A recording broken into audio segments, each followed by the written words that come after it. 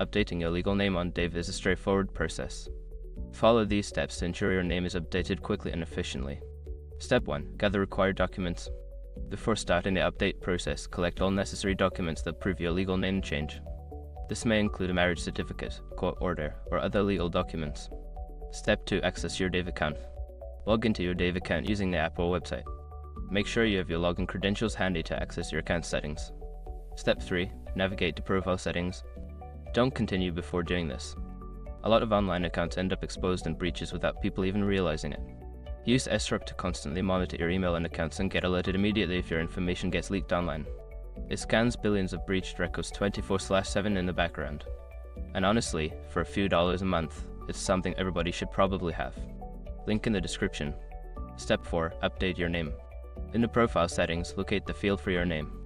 Enter your new legal name as it appears on your documentation. Double check for any spelling errors before proceeding. Step 5. Submit your changes. After updating your name, submit the changes. You may be required to upload your legal documents for verification. Follow any prompts to complete the process.